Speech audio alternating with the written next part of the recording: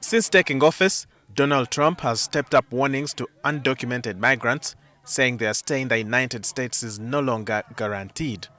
Enforcement operations targeting undocumented immigrants are ongoing across several states.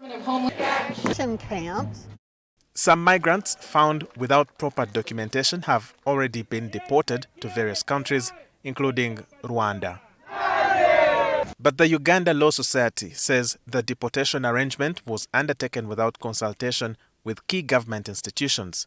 These include the Directorate of Citizenship and Immigration Control, the Parliament of Uganda, and the Ministry of Foreign Affairs. Moreover, no policy document or legislation has been promulgated to stipulate the procedures relevant to the transfer of people from one country to another. As you are aware, we have specific institutions that deal with some of these scenarios. We have the laws that govern even relationships with refugees and other people that are brought to another nation.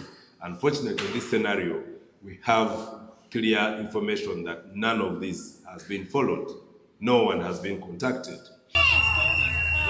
He says there are no clear guidelines to verify the identity and background of individuals being brought into the country. The society has now turned to the courts, seeking to halt the implementation of the deportation agreement. They deserve, because this cannot wait.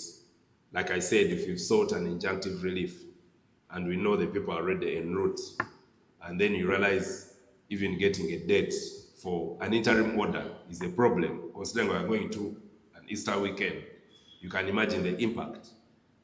It will be as if whatever we're doing, we're wasting time. Yet these institutions are there to provide redress in such scenarios like this one.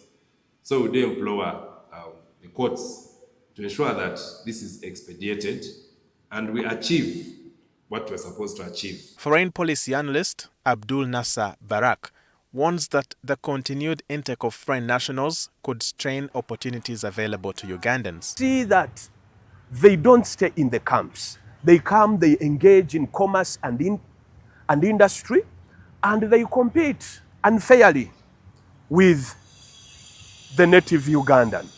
So this increases pressure on the already limited resources that Ugandans cannot access properly. The refugees normally have an undue advantage because they have seed capital that they come with.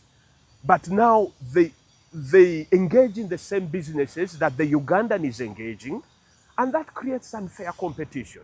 He adds that the Office of the Prime Minister must ensure full documentation and transparency regarding all individuals brought into the country.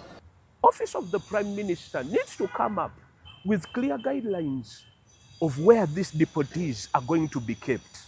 Because we don't know the caliber of people that are coming, that have been brought into the nation.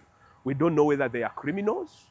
We don't know whether they have bad habits that they could teach our people. And also, we don't know their mental health status.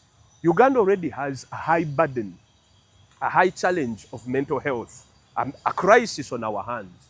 According to the U.S. Embassy, the 2025 Safe Third Country Agreement is intended to ensure that asylum seekers are processed in a safe environment with access to justice and protection.